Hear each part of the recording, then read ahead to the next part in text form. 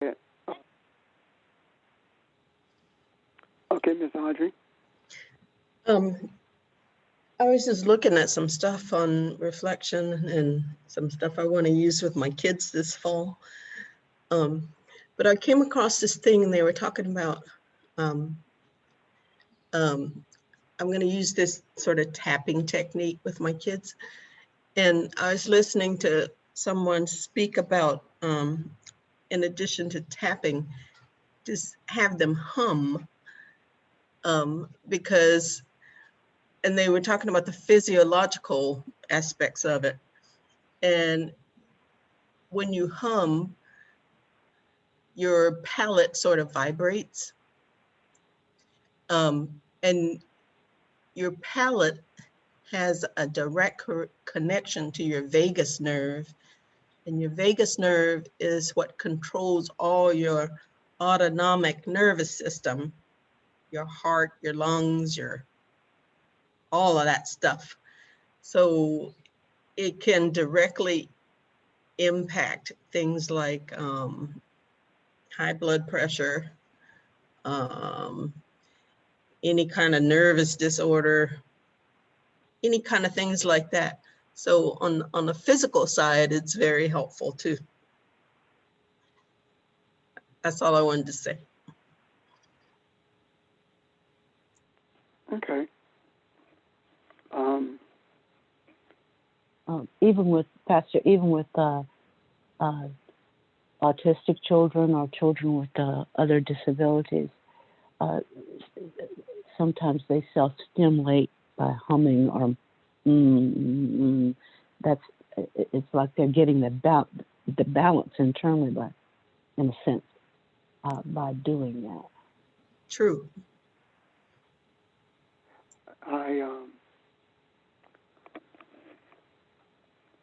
I had someone call me this week about meditation, how to meditate, and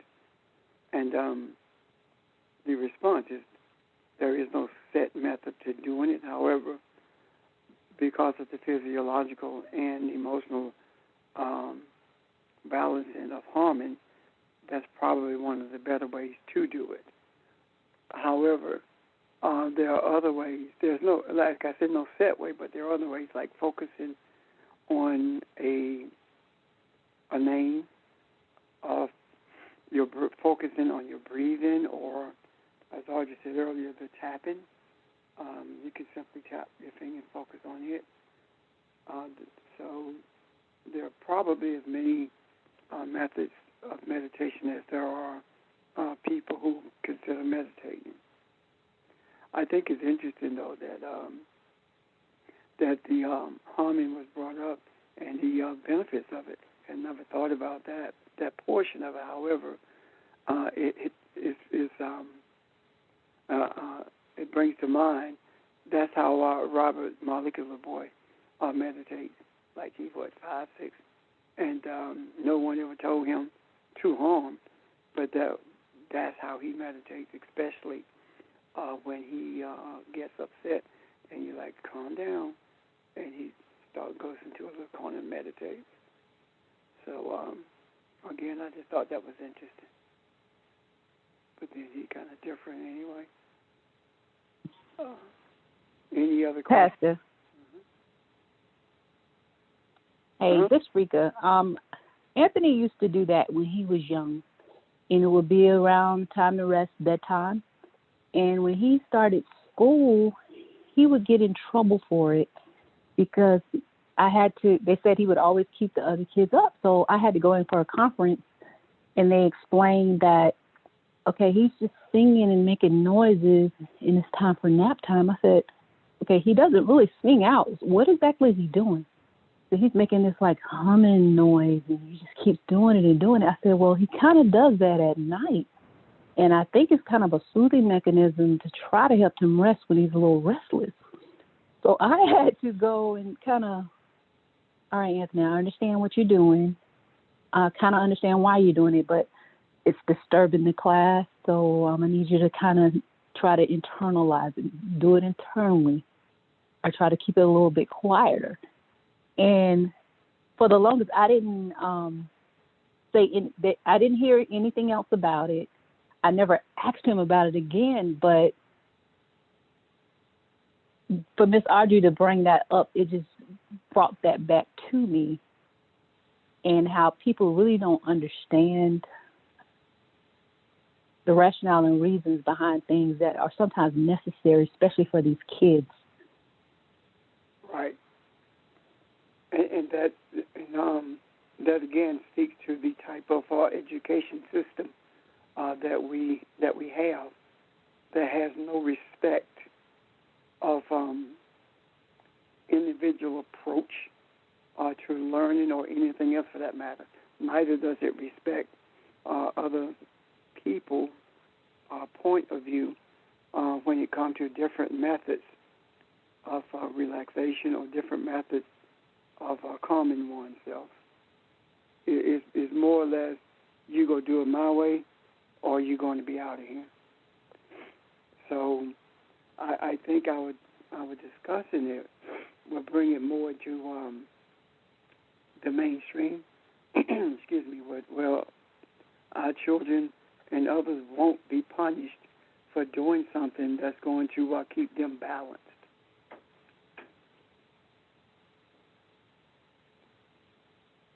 And thank you for that input, Rick. Anyone else?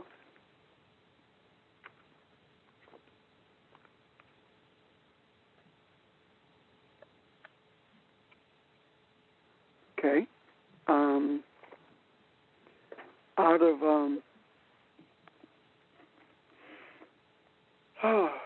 all the stuff that we could talk about, I want to talk about something called love today. Call what, Pastor? I want to talk about love. You had something you wanted to bring up? No, I didn't hear what you said, and I wanted to clarify. Okay. Ahava, love. The scripture says, "Thou shalt love the Lord, thou shalt love thy neighbor as thyself. I am the Lord." I think it's in Leviticus 19. The question I raise is, we talk about love, but what is it? When we talk about love thy neighbor as thyself, what does that mean? When we speak of neighbor, we are not only talking about the person next door or people around us or people in our environment. We're also talking about the voices that live within us, the thoughts that live within us. They are our neighbors as well. As a matter of fact, they're our closest neighbors. And I'll explain why that is so important in a few. When we speak of love in English, it refers to the different types of emotions that are evoked by different types of circumstances. Like we have the love that parents have for their children, the love that one has for a spouse or for a partner or someone with whom they are in a relationship. We have the idea of love with friends, and even the sexual act is called making love.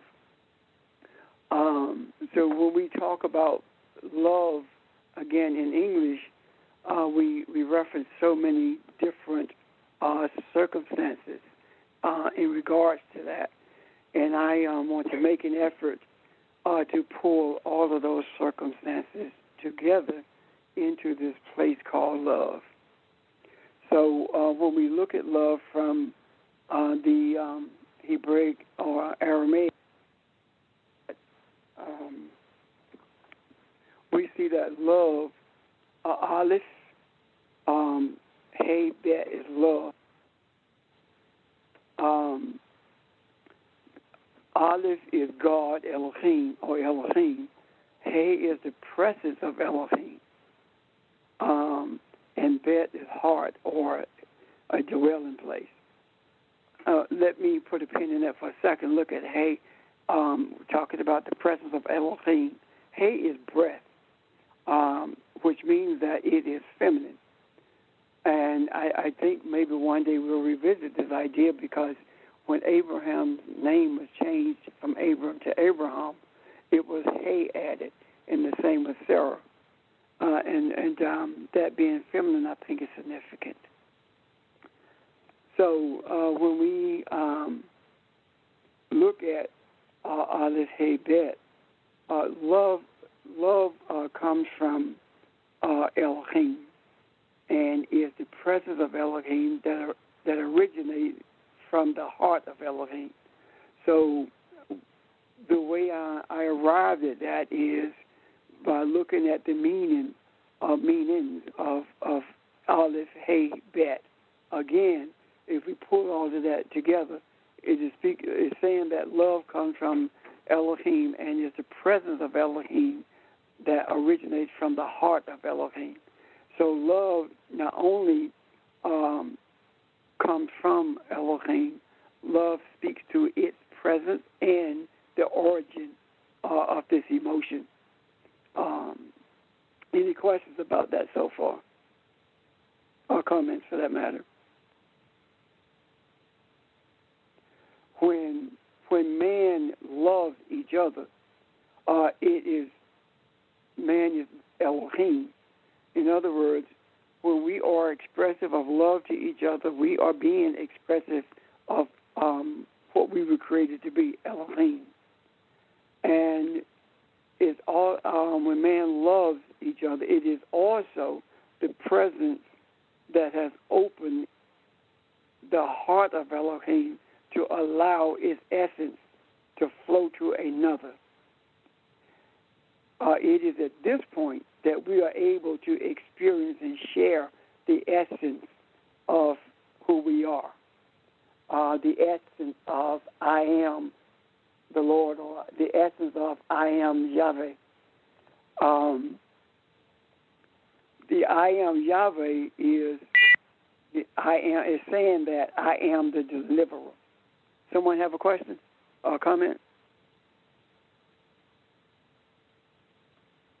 Okay, the idea of saying I am Yahweh, expressing the essence of I am Yahweh, is I am Yahweh, which is I am the deliverer. Why is this so? Why is this true? It's because of the essence of what this thing called love is. What does it do? When you say that thou shalt love thy neighbor as thyself, I am Yahweh, you're saying, in essence, you should love your neighbor as you love yourself, because you're Yahweh.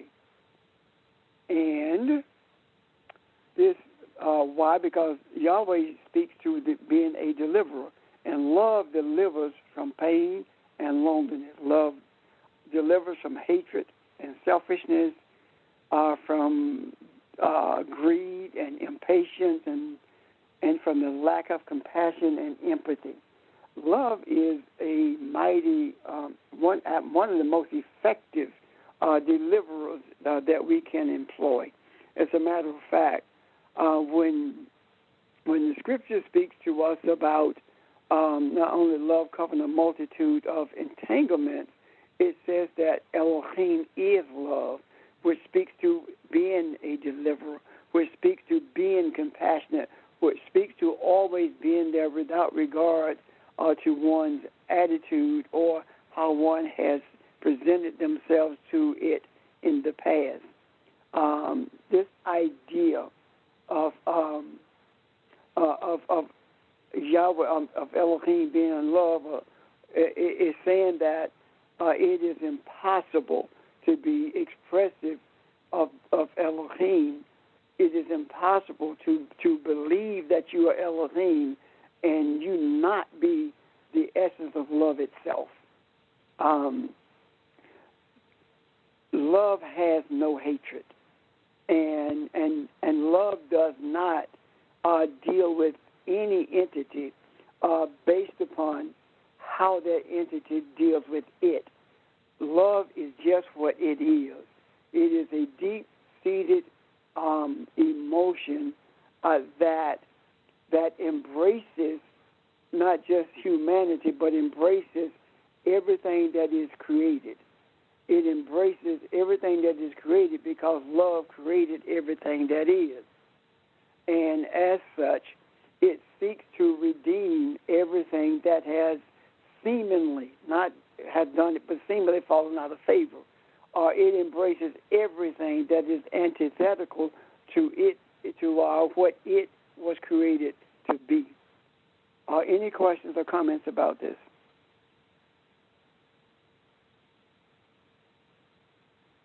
Okay. Am I making sense? Pastor. Yes. Yeah, Pastor, this is Barbara. Yes, you're resonating. You're vibrating. You're humming.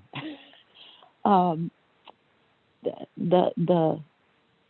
when you look at the gematria of the left hey, Vav hey, it's 13.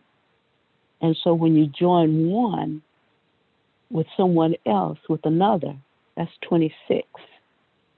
And that's one of the that's 26 is the number for one of the names of God. And so even more fundamentally in the Hebrew language, joining one with the other, in that midst there is God, which says that it's more than just a I kind of like you kind of thing, or I love hot chocolate, or it resonates with all that you're saying that love is. Thank you. And 13 is the number that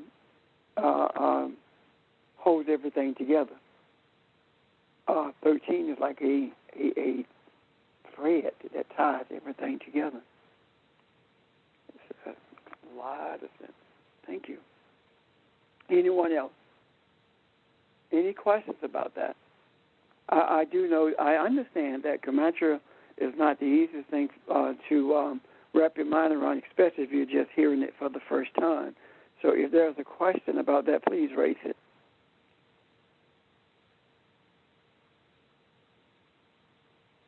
Okay.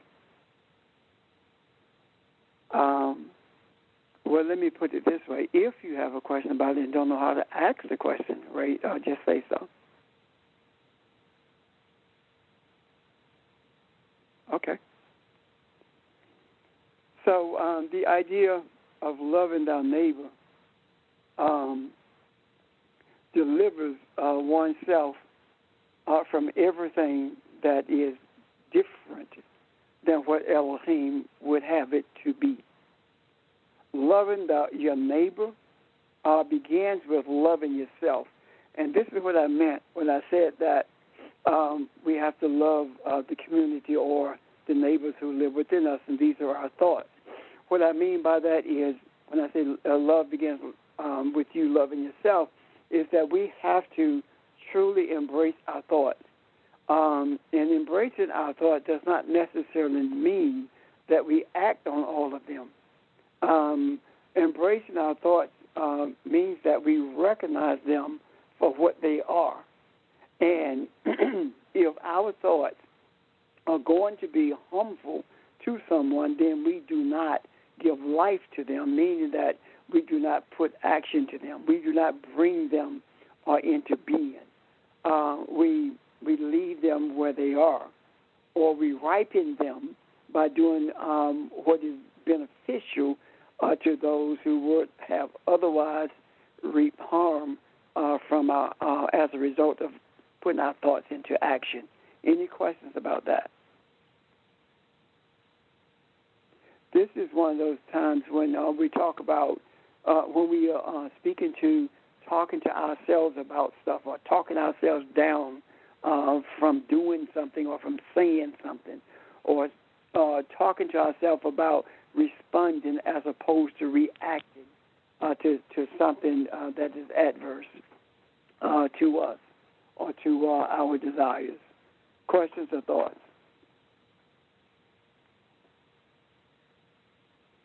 The one who does not love its neighbor does not love itself, does not love Elohim.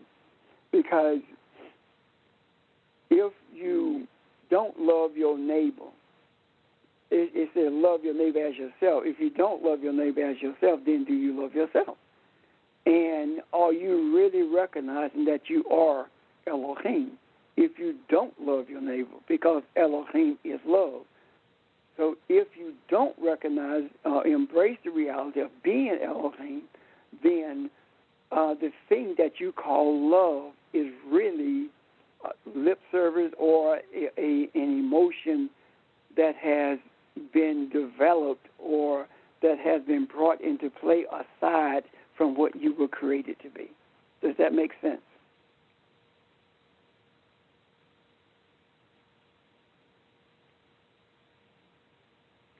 Yes. Reb, whoever was speaking, you can go ahead.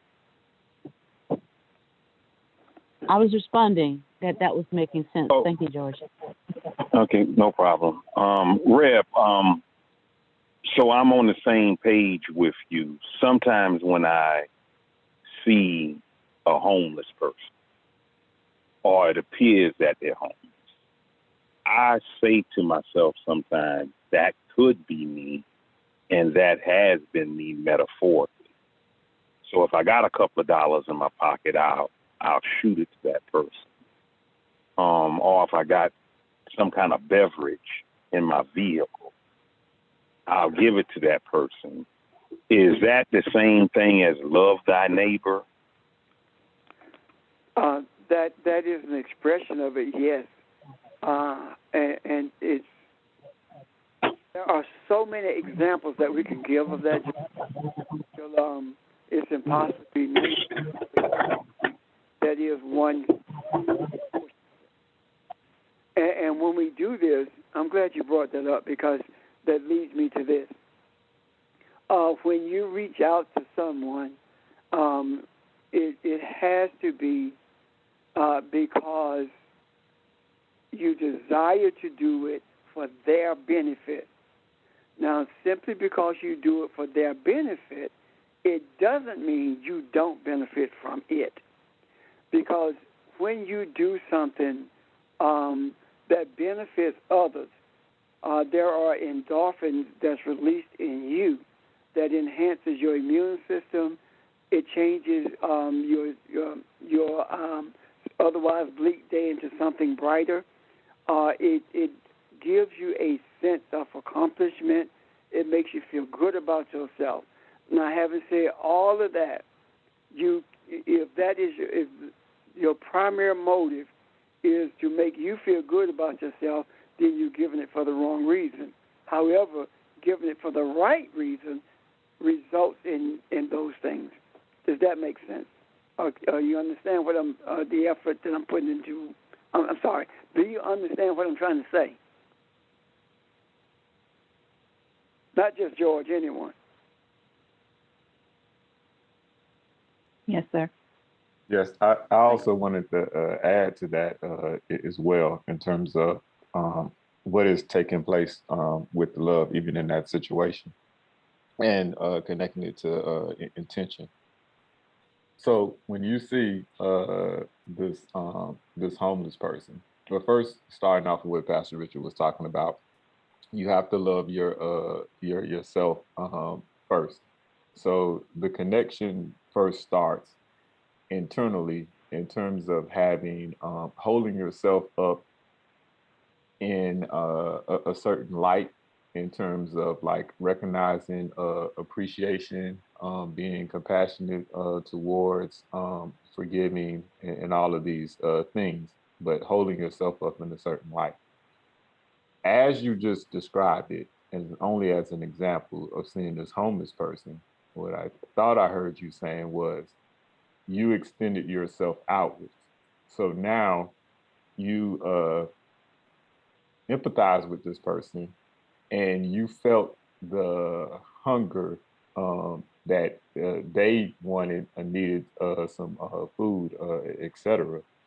And so you went to go and fill that need as you were feeling that need yourself. Well, the idea of love is expanding oneself. When we talk about God as love, it is expanding oneself and what you identify with outwardly.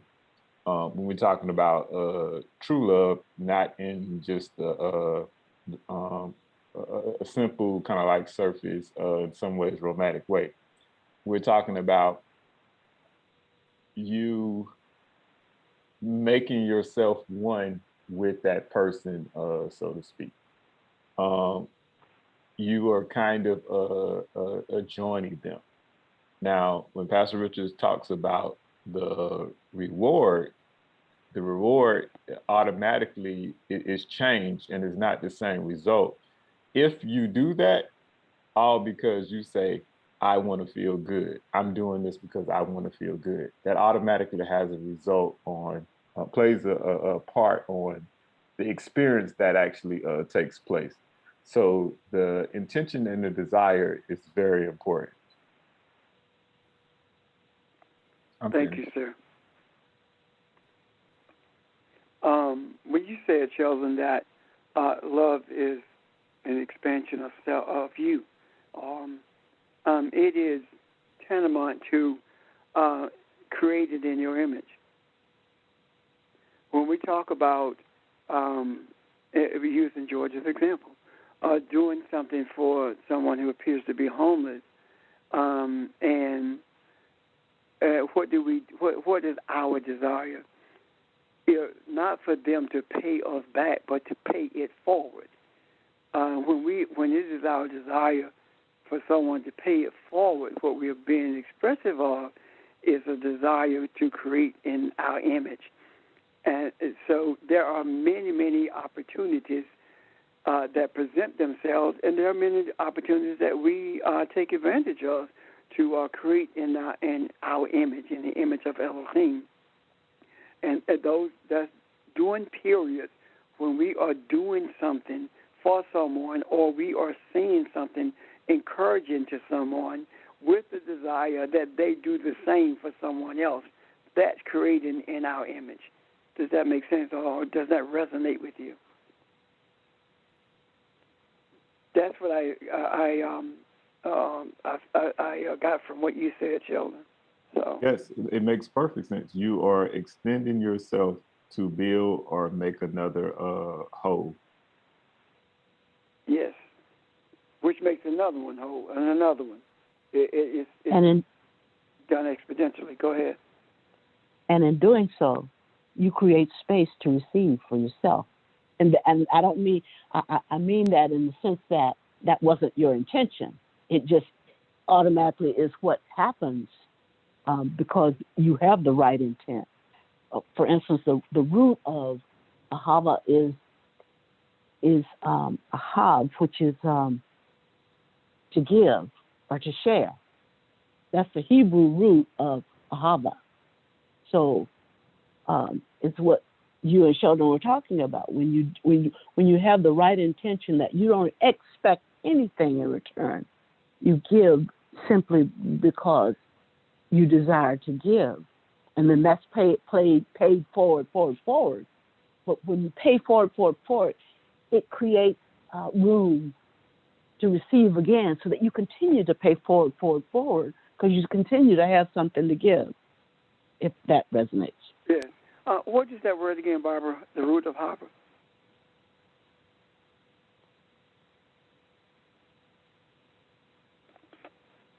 Barbara Jane. Excuse me. Hello? Oh, I'm sorry. I'm talking and I was on mute. It's AHV. The Hebrew uses only the consonants, but it's really left hey vet. Okay. Ahab. Hav, to give. Okay. Ahab, yes. Thank you. I'm going to say something. Well, go ahead. Good morning, Pastor. Can you hear me? Yeah. Yeah, I'm sorry. Yeah, I wanted to.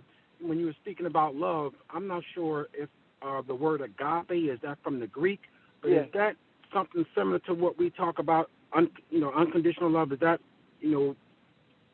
Uh, what we're referring to when we talking about just unconditionally? well, I it that's what we talk about. Yes. However, I don't particularly like the Greek, and the reason is because the Greek actually build barriers around love. Agape is only for God. Philos is only for friends. Eros is only for intimacy, that kind of thing.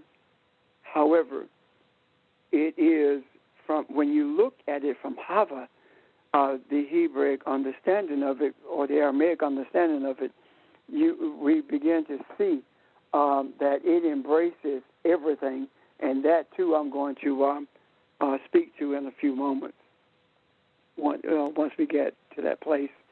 Now, I, like you and everyone else on this phone, have been taught that agape is that unconditionally godly love. And there's an expression, especially in charismatic settings, I love you with agape love. Or you see businesses, agape business, godly unconditional love business, that kind of thing. That to me is the frivolity of it, as opposed to the in-depth seriousness of what's intended to be conveyed when we talk about Hava. Does that help you, George? Yes, it does, and I think, as you mentioned earlier, that's what I heard a lot in the traditional church from the Greek perspective. But I'm glad I'm hearing it from a new spirit, in a new way. So I appreciate it. Yes, sir. Yes, I'm good. In addition to that, the Greek is concrete, just like most European languages or Western languages. They're concrete, and when you don't allow for the fluidity of the concept, it binds it, and it does not have the freedom. The energy of it does not have the freedom to move as it is designed to move or should move. So that's another reason I much prefer understandings from the Semitic or the Eastern languages, or the language of indigenous people, I should say. Any questions or comments about that, or anyone want to speak further to what was raised by George or my response? I wanted to. Well, Reverend. Oh, go ahead, George. Well, Reverend Richard and the rest of you all, back to the situation with the homeless person. On a few occasions that I have observed, if the vehicle or vehicles in front of me gave something, sometimes it jump-started me to give something. Or I could have jump-started the vehicles behind. It hadn't been like that in every case, but on a few occasions, if I see the person in front of me or a vehicle in front of me give something, it jump-started me, and vice versa. So when I look at love, and I kind of like look at the era that we are in as far as music, Reverend Richard and the rest of you all, you don't hear love in music anymore. You hear people getting over. However, the Earth, Wind and Fire, the Ron Isley era, the Isley Brothers, the Spinners, even with Parliament Funk, you heard love in it. So I'm kind of glad we're talking about love today, and that's all I had to say. Okay, I paying it forward.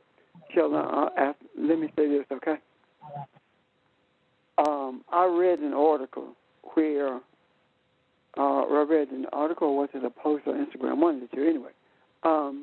This guy was at a drive-through, and this African guy was at a drive-through, and this person behind him was blowing the horn and giving a finger because he was taking too long. And he paid for their order, and he pulled up out of the way to wait for his.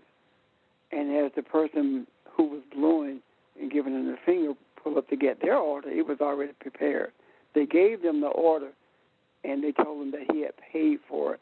And he said that when the person drove off, they couldn't even make eye contact with him. What he did was take someone with an adversarial attitude and, at least for that moment, transformed it into something it should have been as opposed to what it was. That's the whole concept of not only paying it forward but creating in your image. Sheldon. Yeah, on the heels of that, it's kind of connected. The whole idea also of extending oneself to another. It is actually in that sense, and a good reason why we're talking about saying it from the Hebrew and not from the Greek, because the Greek compartmentalized. In that, and I'm going to explain how, in that particular moment, you are actually acting as God. You are being God. You are being God, extending yourself. We talk about God is love.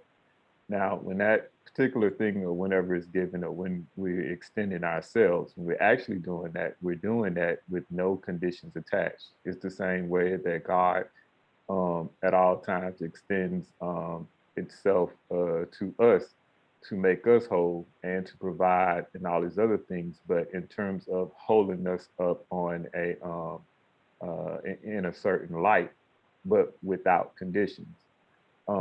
In terms of I want this has to turn out this way, the way that I want it, etc. Now that is being done for more so selfish or own personal reasons. Also, when we extend ourselves to others, or when we extend ourselves out as it relates to love, it doesn't mean that the person or that for which we are extending ourselves to has to actually accept it, actually has to be appreciative of it, or anything like that. There have been cases in all of our lives where love has been extended to us, and for whatever reason, we did not accept that. Where God has always showed up and always been there nonstop in our lives. So I wanted to add that part as well. Oh. Thank you, sir.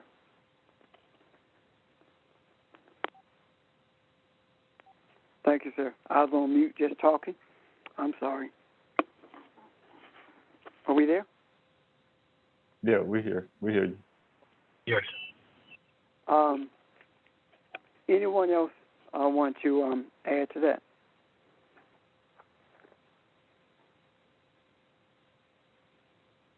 Okay.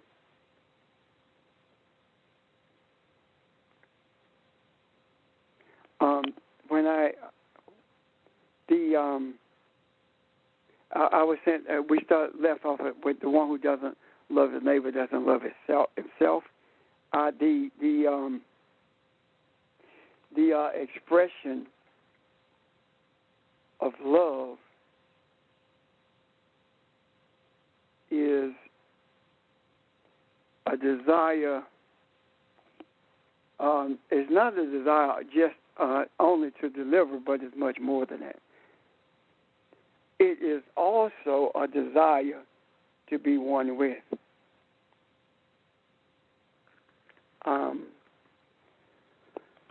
What am I saying? It is a desire to share each other's joy as well as each other's sorrow. When we talk about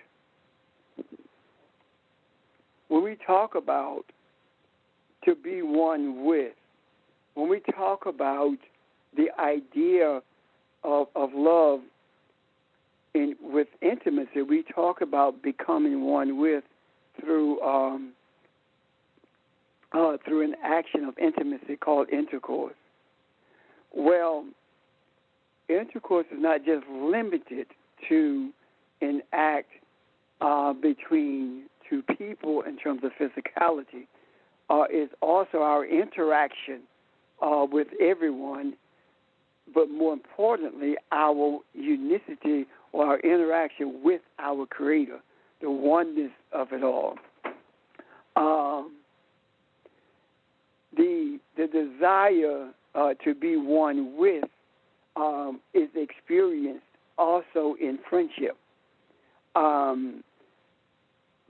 It's experienced in parental relationships. It's experienced when we are sensitive to each other's pain,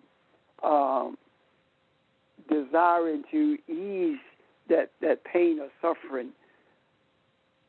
The idea of being humble is also being one with. So the expression of love is always a desire, not only to deliver from all of the things we enumerated earlier, but also a desire to be one with,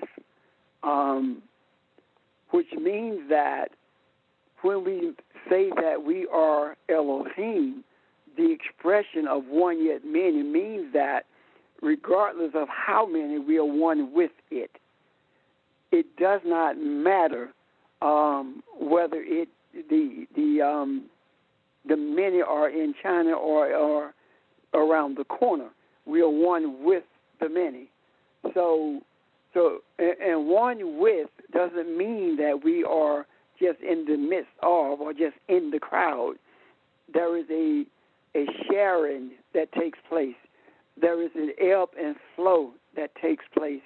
And the sharing, the ebb and flow that we are experiencing is this energy of unicity, is this energy that eludes definition.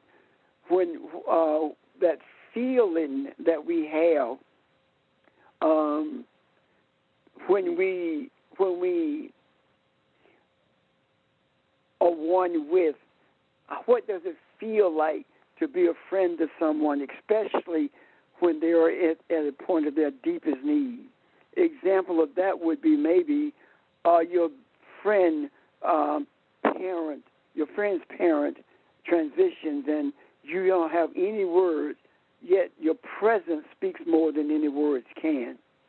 Or when you are with someone intimately, expressing or defining what that means. All expressions of love, all of the rewards of love are defy explanation. They defy defining. We can talk around the edges of it, but to give an in-depth understanding of it by virtue of our speech is virtually impossible.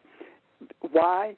Because that which is divine, that which is of divine origin, escapes any vocabulary that man has ever devised, and it goes far beyond any verbal extrapolation that we can make.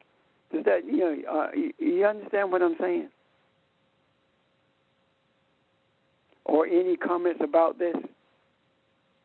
Yes, it is a divine action, and therefore it cannot be put into words. Also, because it's done with the with your brain.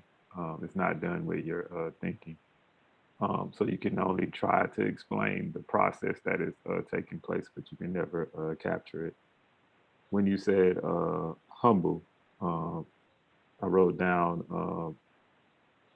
internally becoming soft and opening yourself to receive another and embracing them. All internally, though, through the heart.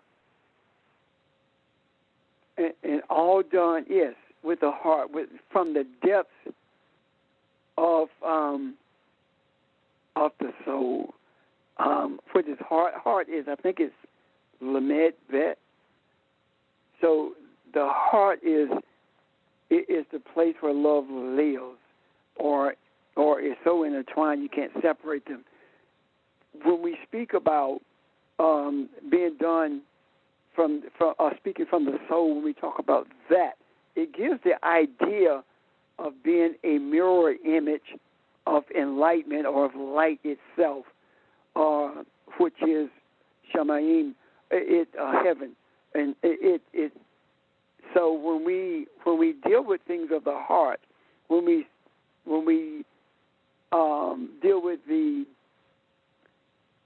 emotions that emanate from that, we are not. It is no different than speaking from our soul. It's the same thing.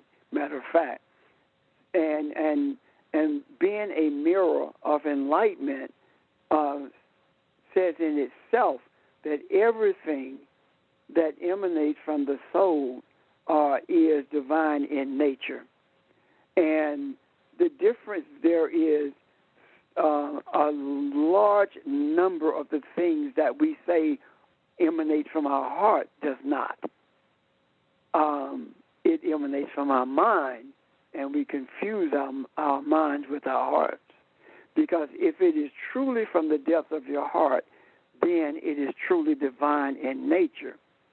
And some of the things that we say are from the depth of our hearts are really not, because they're not divine in nature. They lend themselves more to being from the tree of the knowledge of good and evil, the unripened aspects of that. Any questions about that or comments?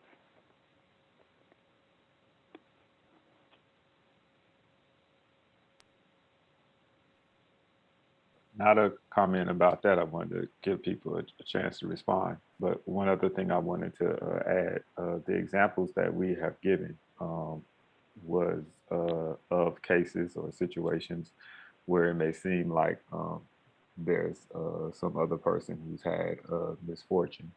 And that's not the only instance where love actually it exists, so to speak.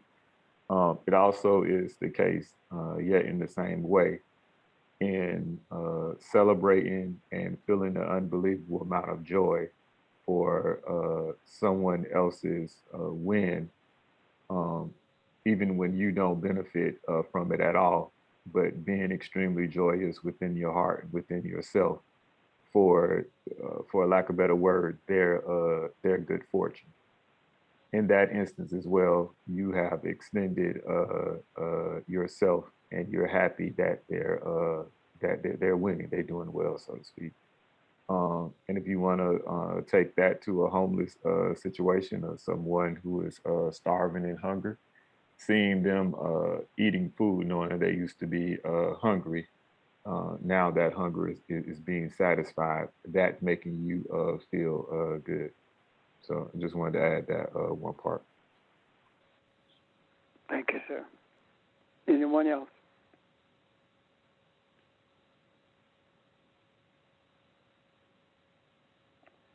Okay. Hoping to put it all together. Love is not only a deliverer, love is also a desire to be one with everything that is.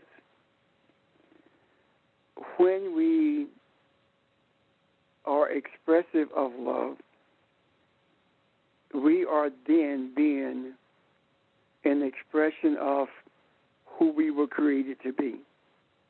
And this expression of love has no boundaries. Neither can it be put in bondage. It cannot be defined. Neither can it be stopped or destroyed. Out of all the things that you may be able to do is one thing that you'll never be able to do, and that is to stop me from loving you. You cannot stop someone from loving you. And with that understanding, there should never be a time in our existence when we are not an expression of love and kindness.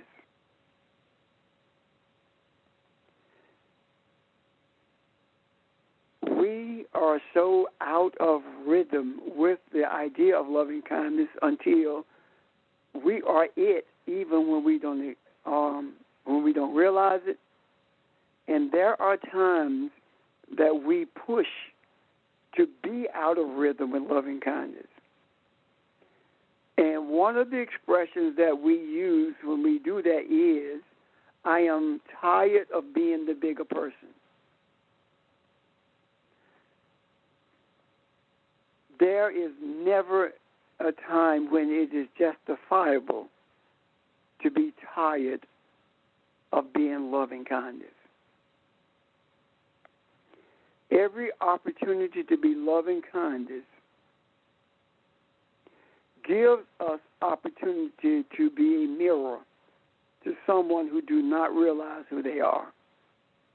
This by no means speaks to an idea of allowing yourself to be taken advantage of or beat up. Beaten up, it does not make you a footstool in terms of someone always taking advantage of you. You speak to that. However, your dealing with it has to be based upon what your innermost feelings are. You know when you are being taken advantage of and allowing it to be done because of this false sense of humility. You know the difference between that and when it's happening and it's not happening because of your simply allowing it is supposed to happen. There are things that people do to you that we deem as being taken advantage of, and you know when you're to let it go and when you're not to let it go. Are we going to miss it? Yes, we are. But missing it does not diminish who you are. No one can diminish who you are except you. That idea of diminishing who you are is spoken to, I think, in the 8th Psalm, when it says that you've lowered yourself. It says that you were created a little lower than angels. That's not what the actually says. It says that you have diminished yourself below the angels, meaning that you have diminished yourself below the message. You have lowered yourself. The message says that you're Elohim, but you're a mere man. So now you have presented yourself as being less than that. When you are greedy and selfish, when you are angry and hateful, you have diminished yourself below the message, below angels. And you have diminished yourself to the point where you are functioning as a physical entity as opposed to the spiritual entity you are. Functioning as a physical entity simply means that you are adhering to the physicality of your environment as opposed to enhancing the physicality of your environment in a spiritual way. Your physical presence must always be a spiritual message to those around you. And when your physical presence becomes a spiritual message, it is at that point that the unripeness of humanity begins to become ripened. So it is imperative that we continuously embrace the knowledge of who we are, and that is Elohim Ava. Elohim is love. God is love. Any questions or comments about that? If not, that's all I have. Okay, Reb, I got a question for you, boss. Guess that's not all I have then. Okay, and Reverend Richard, you don't have to be the only one to help me out on this. You stated friendship, and we're talking about love. And I'm asking all of you all, and I want to hear a response before Reverend Richard gives this response from anyone who wishes to answer it. In maneuvering in my occupation, Reverend Richard, and treating it as a career, I got history with the people who I deal with. And some of them are platonic relationships. And as much as I am against being a platonic relationship, a person is married and you have a platonic relationship with someone outside of your marriage of the opposite sex, I'm not in favor of that.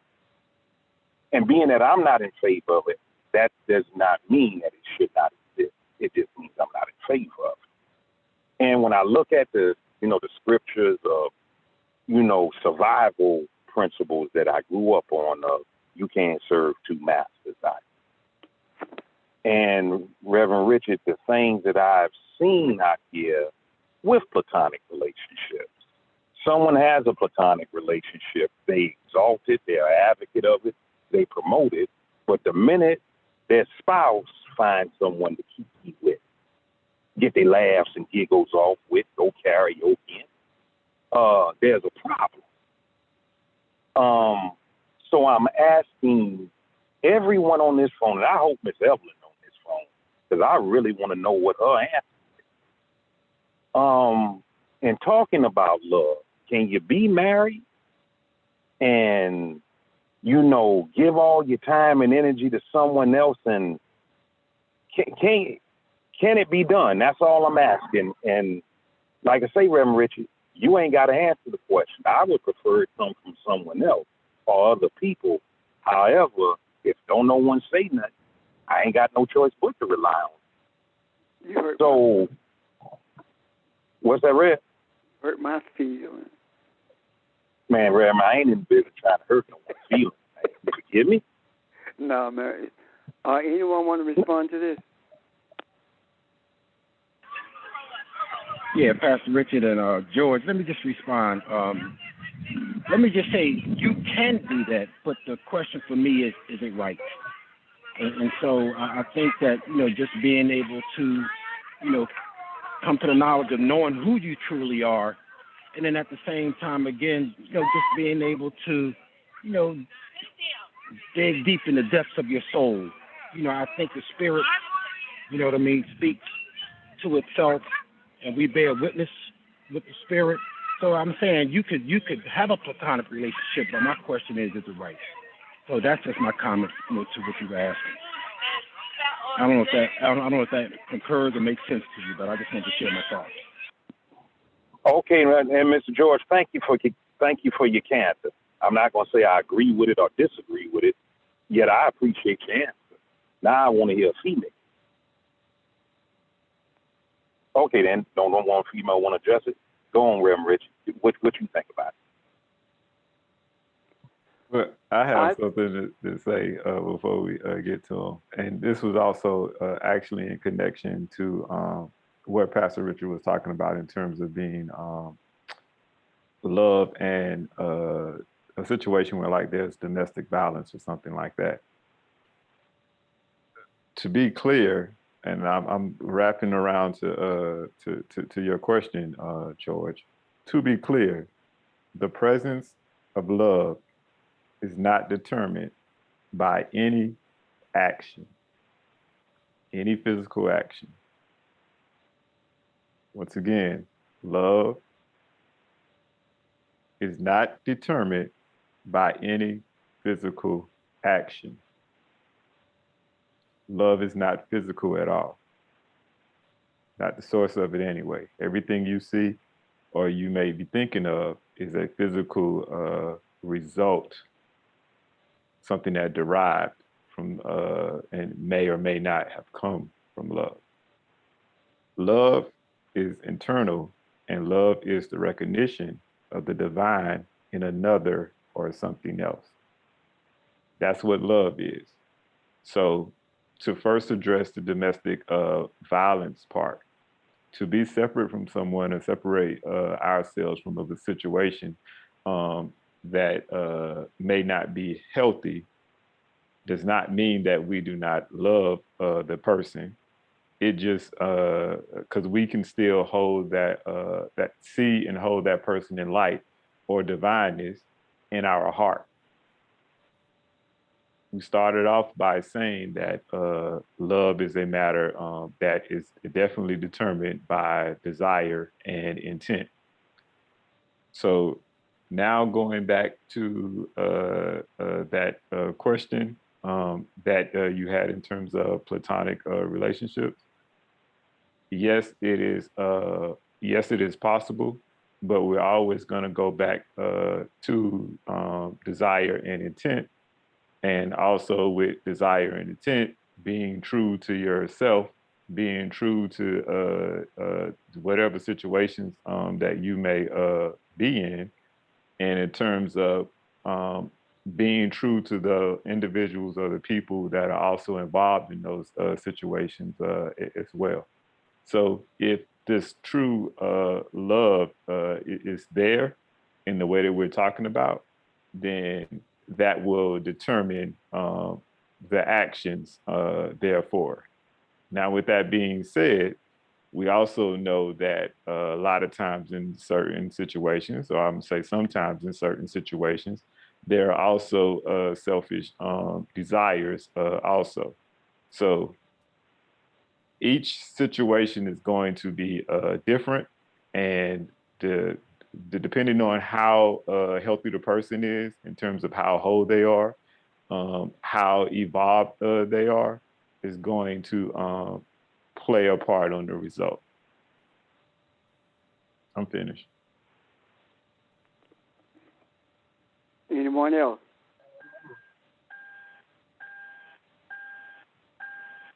Okay. Well, Rev, one more quick statement. I just want everyone on this phone to know that's the honor black men got. Okay. Mr. George answered the question. Sheldon answered the question.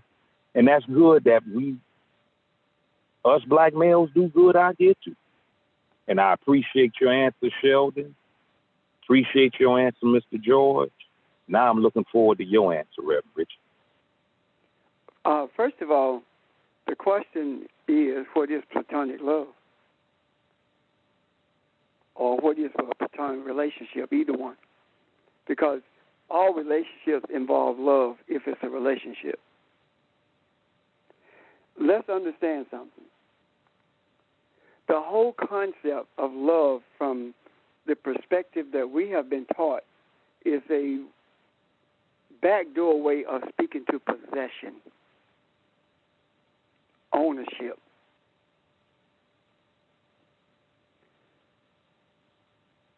The idea of domestic violence comes from a belief in ownership. Domestic violence is not necessarily physical. The most damaging is emotional, manipulative.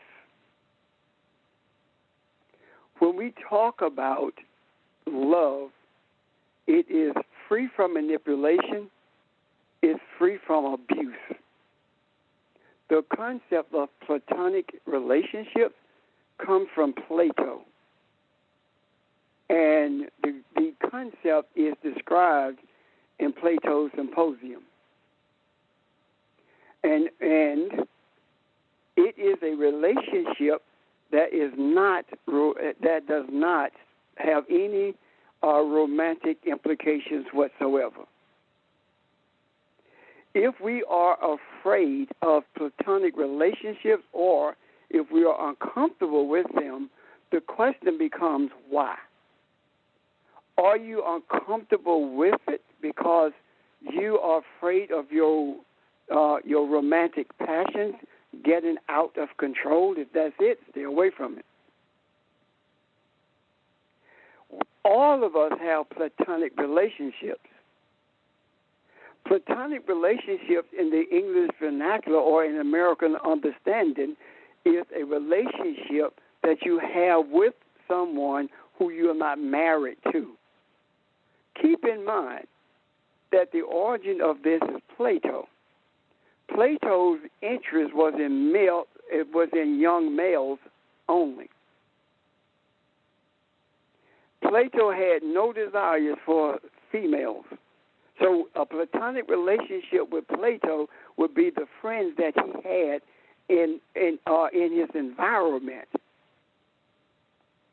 So if he is interested in males and has a platonic relationship with a female, is that a problem? In our society, it would be, because everything that comes when we talk about love becomes a suspicion as opposed to a trust. It is impossible to live in a society and not have platonic relationships. If you are heterosexual, you have platonic relationships. Whether they be with a male or a female, they're still platonic. The problem is this, or the question I should say maybe is this: can a male have a platonic relationship with a female if that male is married to a female? Can a male, and vice versa, can a woman have a platonic relationship with a male if she's married to a male? Yes.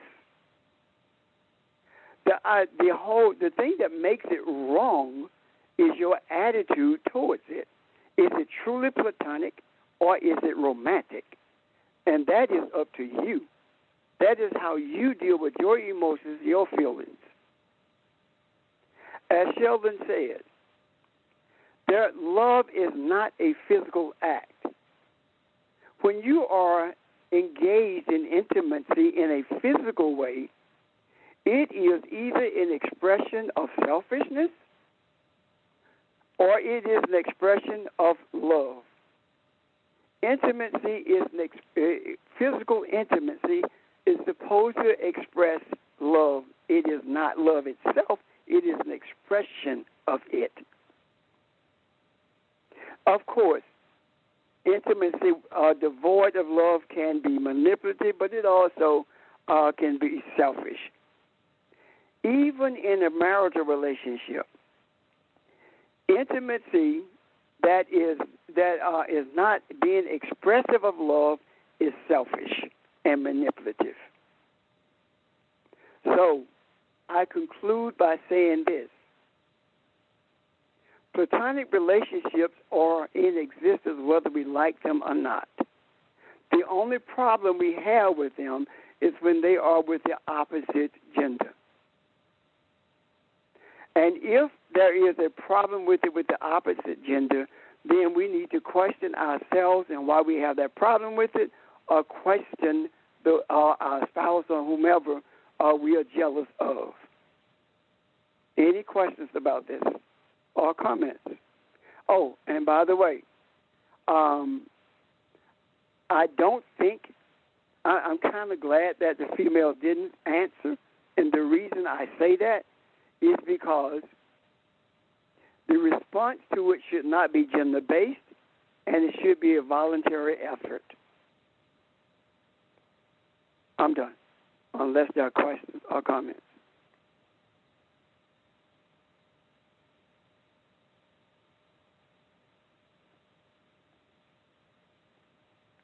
No questions, no comments. Thank you for your participation. Thank you for your presence. Thank you. Everybody be easy. Peace. All right, see you tomorrow, 7 o'clock. Thank you, Bye-bye. everyone. Have a Bye-bye. great day. Bye. Thank you. Have Bye, a good day, everyone. everybody.